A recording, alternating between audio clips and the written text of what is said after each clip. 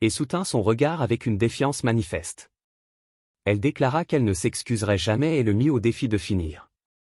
Au lieu de cela, il lui demanda pourquoi elle s'accrochait si désespérément à la supériorité de sa lignée.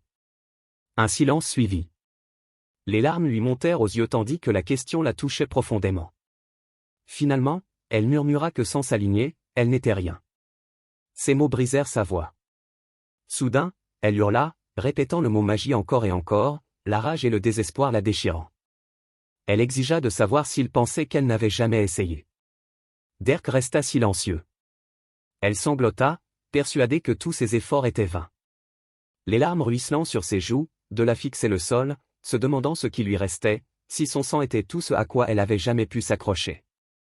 Sa voix tremblait tandis qu'elle s'interrogeait sur sa véritable identité. Ses mots se perdirent dans la nuit. Dororik ne répondit pas. Il resta là, immobile, à l'observer, laissant le silence s'installer entre eux. Un bref instant, il sembla peser quelque chose d'invisible. Puis une douce lueur bleue apparut sur le tranchant de sa lame. De là releva le visage strié de larmes, la confusion et la peur se mêlant dans son regard tandis qu'elle tentait de déchiffrer ses intentions. Derek leva son épée et parla froidement, déclarant qu'il en avait assez de ses lamentations pour ce soir. Son ton était dénué de toute chaleur lorsqu'il lui fit ses adieux. La panique s'empara instantanément d'elle. Sans hésiter, il abattit la lame de toutes ses forces. De là ferma les yeux très fort, se préparant à la fin. Son corps se tendit, attendant une douleur qui ne vint jamais. Les secondes s'égrenèrent. Lorsqu'elle osa ouvrir les yeux, elle se figea, incrédule. Un mur imposant de cristaux de glace acérés se dressait devant elle, scintillant faiblement dans l'obscurité. Elle le fixa, le souffle coupé. De l'autre côté de la barrière de glace, Derek se tenait calmement, observant sa réaction. À cet instant, de là sentit une étrange sensation la parcourir. Elle baissa les yeux tandis que ses mains se mettaient à briller d'une faible lueur bleue. Elle avait réussi. Son mana avait répondu. Derek rengaina son épée avec douceur et la félicita discrètement, avant de s'excuser pour sa brutalité précédente. De là resta figé, incapable de comprendre ce qui venait de se passer. Il lui expliqua que ce qu'elle avait vécu n'était qu'une manifestation de mana, mais que le simple fait d'y être parvenu était déjà important. Cette réalisation la bouleversa complètement. Les larmes coulèrent librement, mêlées de rire et de larmes. Submergée de joie, elle laissa échapper un cri de soulagement, célébrant le fait d'avoir enfin utilisé la magie, même infinement. Derek resta près d'elle, la laissant libérer tout ce qu'elle avait si longtemps refoulé. Une fois calmée, il lui annonça qu'elle appartenait à l'école de la nature.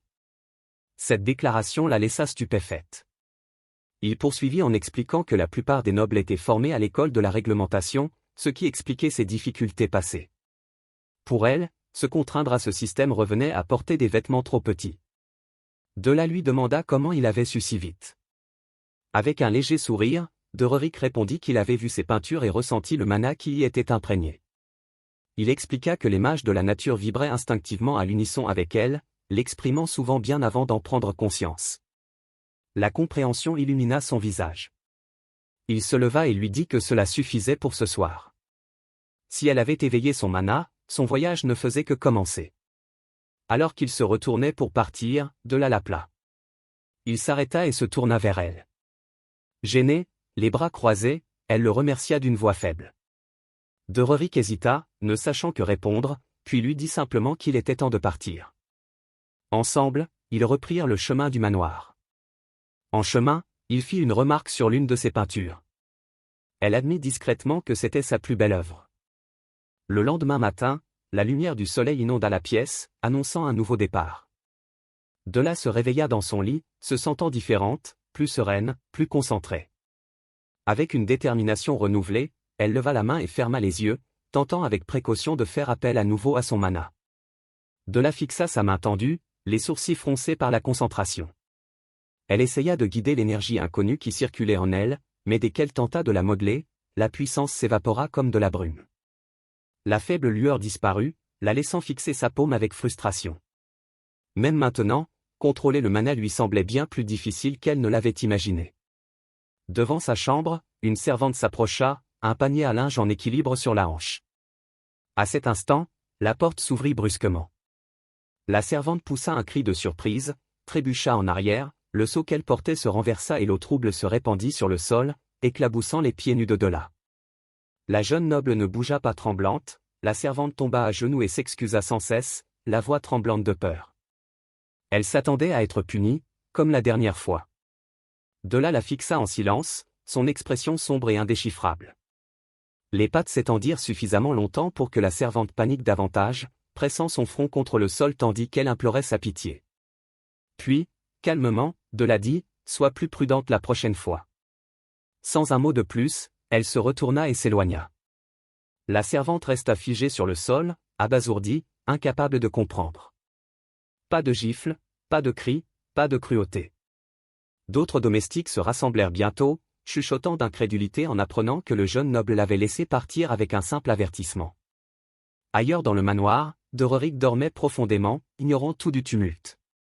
Sa tranquillité fut brutalement interrompue par de forts coups frappés à sa porte, accompagnés de quelqu'un qui l'appelait. Encore ensommeillé, il se redressa et se frotta les yeux, essayant de comprendre ce qui se passait. Avant qu'il puisse répondre, la porte s'ouvrit brusquement. De là fit irruption, suivi de près par Dylan, et exigea que Derrick lui apprenne à maîtriser son mana. Dylan la fixa, stupéfait, peinant à croire qu'elle avait réellement réussi à manifester de la magie. De là ignora complètement sa réaction et fixa Doreric du regard, répétant sa demande. Visiblement peu encline à discuter sitôt le matin, elle reçut l'ordre de Doreric de revenir l'après-midi. Puis, sans autre explication, il claqua la porte. Dylan, bouleversé par le changement qu'il avait constaté chez Dela, resta là, impassible. La colère monta aussitôt en elle. Elle frappa à la porte, hurlant à Derrick de revenir et de lui donner des cours immédiatement. Le silence fut sa seule réponse, il se rendormit, la laissant bouillonner de rage dans le couloir. L'après-midi venu, le soleil baignait de sa douce chaleur l'immense demeure des Duplanes. Dans ces longs couloirs, des pas résonnaient avec détermination. Deux domestiques chuchotaient non loin de là, commentant le fait que Dela n'avait rien cassé de la journée. L'un d'eux ajouta à voix basse que la jeune noble avait même éveillé sa magie. Reg, passant par là, s'arrêta net en les entendant. Ses yeux s'écarquillèrent et il se tourna brusquement vers les serviteurs. Eutel rôla des roturiers, mais lui rappela que tous les préexigeants qu'il répète ce qu'il venait de dire. Pendant ce temps, dans son bureau, le grand-duc continuait d'écrire calmement jusqu'à ce qu'Islandine l'informe de la nouvelle. D'après les serviteurs, Dela avait bel et bien manifesté de la magie. L'homme se détendit enfin. Un léger soulagement traversa son visage. Aer, cependant, mis en garde contre tout triomphalisme prématuré, manifester du mana à lui seul ne prouvait rien. Eslion s'indigna de ces paroles, rétorquant que leur sœur méritait des éloges pour en être arrivée là. Leur père écoutait en silence la dispute, le visage impassible. Il leur fit part du comportement passé de Dela et insista sur le fait que cela ne suffisait pas à l'épargner du couvent. Le grand-duc garda le silence, visiblement absorbé par sa réflexion. De retour dans sa chambre, Dela, le dos tourné, les bras croisés, boudait. Derk s'approcha et lui demanda si elle était fâchée parce qu'il lui avait claqué la porte au nez. Sans le regarder, elle répondit qu'elle n'était pas contrariée, mais furieuse. Il la prévint qu'une crise de colère ne changerait rien. Dela rétorqua sèchement qu'elle n'était pas têtue, juste en colère. Calmement, Doreric expliqua que précipiter les choses ne ferait qu'empirer les choses et que le progrès exigeait patience et méthode. Finalement, perdant patience, Dela se retourna brusquement et cria qu'elle avait déjà dit qu'elle était en colère, et non qu'elle boudait. Derrick ne dit rien, il se contenta de la regarder, son silence pesant plus qu'une réprimande. Comprenant que cela ne fonctionnait pas, elle soupira et marmonna, « Très bien. » S'il insistait, c'est qu'elle boudait. Cela finit par provoquer une réaction. Derrick s'appuya contre la chaise et commença à expliquer. Ce n'est pas parce qu'elle avait éveillé le mana qu'elle était prête à le manier librement. Dela bâilla et se plaignit qu'il avait l'air d'un instructeur rigide et trop sérieux. Son expression s'assombrit. Il lui demanda si elle préférait une méthode moins conventionnelle. Aussitôt, les souvenirs de la forêt et de sa présence terrifiante l'envahirent. Elle se redressa, la peur balayant son attitude en un instant. Elle s'excusa rapidement, lui disant d'oublier ce qu'elle avait dit et de reprendre la leçon correctement. Doreric acquiesça et la leçon commença enfin. Il énonce clairement leur objectif, se concentrer sur la manifestation de la magie. Il expliqua que l'école de la nature sauvage ne suivait aucune formule rigide. Au lieu de règles, elle privilégiait l'instinct, la liberté et l'harmonie avec sa nature profonde. Ce faisant, il ajouta que cette approche convenait parfaitement à Della. Ces mots la prirent au dépourvu. Il poursuivit en disant que son tempérament s'accordait naturellement avec la voix sauvage et que, combiné à son ascendance noble, cela lui offrait une base solide. Della resta figée un instant, les joues rouges. Elle hésita, puis demanda s'il croyait vraiment qu'elle avait du talent. Lorsqu'il le confirma calmement, son excitation explosa. Elle se leva d'un bond, les yeux brillants, et demanda avec empressement si cela signifiait qu'elle était une sorte d'enfant prodige. La conversation dégénéra rapidement en un débat passionné sur la question de savoir si le talent seul suffisait à faire de quelqu'un un génie de la magie. Dehors, Reg entendit leur voix à travers la porte. Son visage s'assombrit tandis qu'il écoutait. Après une brève pause, il claqua la langue, irrité, et s'éloigna, visiblement troublé par les progrès fulgurants de sa sœur. Les jours suivants s'écoulèrent dans un tourbillon d'entraînements acharnés au manoir du Plan. Un matin, Della fit irruption dans la chambre de Derek, déclarant fièrement qu'elle pouvait invoquer du mana, mais qu'elle avait encore du mal à le maîtriser. Une autre fois, elle l'interrompit pendant son déjeuner pour lui faire la démonstration de sa magie de froid nouvellement éveillée. Jour après jour, elle l'entraînait à l'écart à la moindre occasion, impatiente de lui montrer ses progrès. Un après-midi, elle l'aperçut assis sous un arbre, en train de lire tranquillement. Furieuse, elle s'approcha d'elle en trombe et l'accusa d'avoir abandonné son entraînement après lui avoir ordonné de rester dans l'annexe. Sans la moindre trace de culpabilité, Derek répondit que c'était précisément pour cela qu'il avait apporté les livres. Peu convaincue, Della déclara qu'elle était enfin parvenue à maîtriser son mana et le saisit aussitôt, insistant pour qu'il soit témoin de ses progrès. Ailleurs dans le manoir, Valérian attendait près d'une fenêtre. Lorsque la porte s'ouvrit enfin et que Derek entra, le noble l'invita à s'asseoir. Une fois installé, Valérian s'enquit des progrès de Della. Derek répondit honnêtement. Elle avait fait des progrès impressionnants, mais maîtriser ne serait-ce qu'un seul sort d'étoile prendrait du temps. Valérian acquiesça, puis mentionna que leur mère reviendrait d'une réunion la semaine suivante. Il avertit Derek qu'elle était difficile à gérer et que les nobles désapprouvaient généralement que des roturiers occupent des postes importants. Derek prit acte de l'avertissement et demanda si c'était la raison de sa convocation. Valérian se tut, pesant visiblement ses mots. Il révéla alors qu'il allait bientôt devenir le chef de la maison du Plan et qu'une telle position impliquait d'immenses responsabilités. Il parla de sincérité, d'apparence et de la complexité des sentiments humains. Perdant patience, Derek l'interrompit et lui demanda d'aller droit au but. Serrant le poing, Valérian finit par avouer le véritable problème. D'un ton boudeur, il se plaignit que Della ne voulait plus passer de temps avec lui. Derek le fixa d'un air absent, ne sachant que répondre. Valérian se remémora leur enfance, se rappelant comment elle l'accueillait avec un sourire radieux. À présent, elle ne faisait que suivre Derek, ignorant tout le monde. Désespéré, il implora conseil sur la manière de reconquérir son attention. Pour preuve de ses efforts, il sortit une poupée qu'il avait appris à fabriquer auprès des servantes, demandant fièrement si elle ressemblait à Della. Derek le regarda d'un air sombre et lui demanda s'il tentait de jeter un sort. Offensé, Valérian se mit à gémir, puis finit par abandonner, déclarant Derek totalement incapable de gérer les émotions. Peu après, Derek rencontra Méa Duplain et ses serviteurs. Affichant un sourire aimable, elle remarqua qu'elle avait entendu dire qu'ils avaient trouvé un précepteur en magie remarquablement doué. Se présentant formellement, elle offrit un présent de son territoire en signe de bonne volonté. Derek refusa aussitôt, déclarant qu'il n'était affilié à aucune maison noble. Perplexe, Méa lui demanda ce qu'il voulait dire. D'un air calme mais ferme, il répondit qu'il n'était qu'un roturier. Cette révélation la laissa stupéfaite. Le récit fit alors un retour en arrière d'une semaine, aux portes du manoir. Elle remercia Derek d'avoir accepté de prendre soin de sa sœur. Avec un doux sourire, elle expliqua qu'elle devait retourner à Ebelstein et qu'elle laisserait Della sous sa garde. Derek confirma qu'il avait compris. Le tenancier de la taverne, non loin de là, plaisanta en disant que sa réponse manquait cruellement de vie et le prévint qu'il devait régler la situation rapidement, car Pelan ne manquerait pas de se plaindre. Derek regarda simplement la calèche disparaître au bout de la route. Quelques instants plus tard, elle paniqua soudain, réalisant qu'elle avait oublié quelque chose d'important. Sa mère devait revenir la semaine suivante. Derek ne comprit pas pourquoi cela importait jusqu'à ce qu'Anne décrive sa mère comme une véritable fureur ambulante. De retour au présent, la voix de Ma résonna dans le manoir tandis qu'elle réprimandait son mari au sujet du précepteur roturier de leur fille. Calmement, le grand-duc lui demanda de baisser le ton. Elle l'ignora, insistant sur le fait que le véritable problème était de là elle-même. Le duc admit qu'il n'appréciait pas non plus confier des scepteurs nobles qu'ils avaient engagés avaient démissionné. Finalement, il insista sur un point essentiel, c'était Aiene qui avait recommandé d'Éric. Malgré tout, Ma refusa de céder.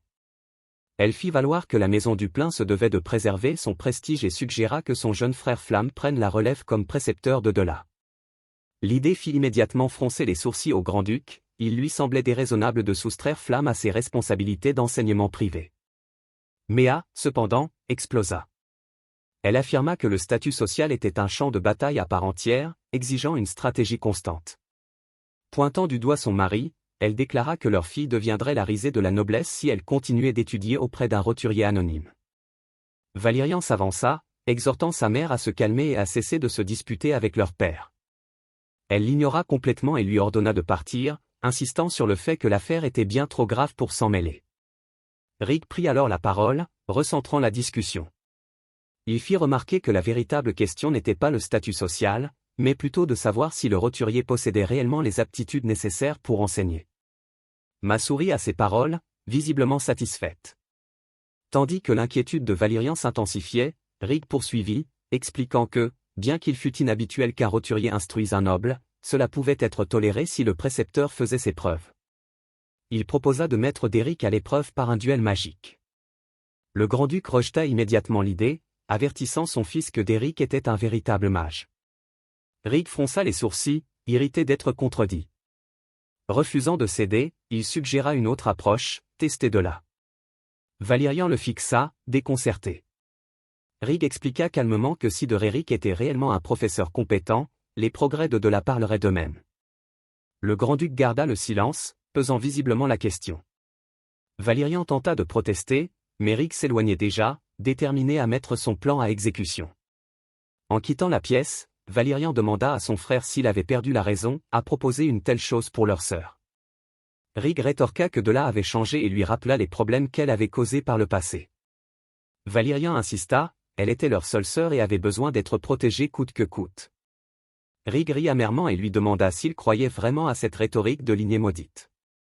Il cria que ce même sang avait failli détruire leur famille d'innombrables fois. Valérian se figea, abasourdi par le venin des paroles de son frère. Rig déclara froidement que le meilleur sort pour de là était de rester enfermé à jamais dans l'annexe avant de partir. Seul dans le couloir, Valérian le regarda s'éloigner, le visage crispé par la détermination, tandis qu'un plan secret se dessinait dans son esprit. Plus tard dans la journée, des oiseaux gazouillaient paisiblement près du manoir. Le calme fut rompu lorsque de la fit irruption dans la chambre de d'Éric, les yeux brillants d'excitation. Il leva les yeux vers elle avec une impatience manifeste et lui demanda ce qu'elle voulait si tôt. Un parchemin s'abattit sur le livre qu'il lisait. Les bras croisés, elle l'avertit sans détour, s'il perdait le duel à venir, il serait renvoyé. D'Éric lut le document et fit remarquer calmement que Rig était déjà un mage une étoile chevronnée, rendant la victoire improbable. De là explosa de colère, criant que s'il perdait, il en paierait le prix. Imperturbable, d'Éric répondit avec un léger sourire qu'il n'était qu'un mercenaire engagé pour une mission, rien de plus. Il ajouta qu'il avait déjà été payé bien au-delà de ses espérances. Ces mots la stupéfièrent. Elle exigea de savoir s'il se fichait vraiment d'être renvoyé. Il ne répondit pas. Son silence était éloquent.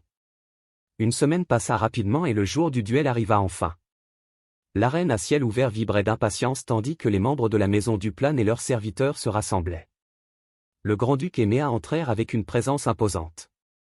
Lorsque le duc aperçut d'Éric qui attendait déjà sur le champ de bataille, le jeune mage s'inclina respectueusement, le visage calme et impassible.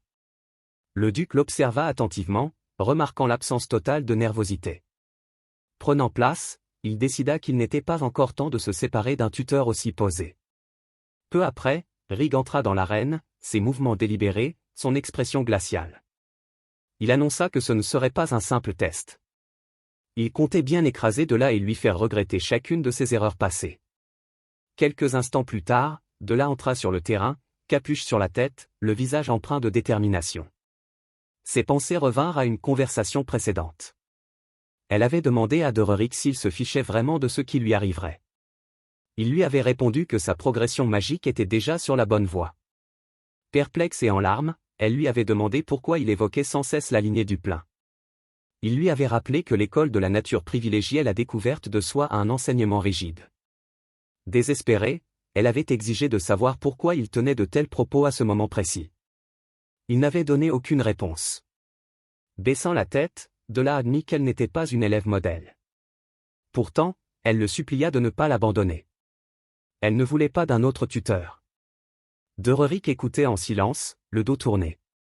Après un long silence, il admit ne rien connaître de l'étiquette des duels nobles. Il n'avait jamais combattu selon de telles règles. Des souvenirs refirent surface. La vie de Della sous le joug constant du jugement, des critiques murmurées et des regards déçus. Derek avait dit qu'il pouvait lui apprendre à gagner si c'était vraiment ce qu'elle désirait. Les images de ses échecs passés l'assaillirent, les larmes ruisselaient sur son visage lorsqu'elle accepta et le supplia de lui accorder la victoire. C'est pourquoi elle entra dans l'arène, non pas en tant que sœur cadette de Rig, ni en tant que Benjamin de la maison du Plan. Derek comprit. Elle se tenait là, simplement en tant que mage et son élève, prête à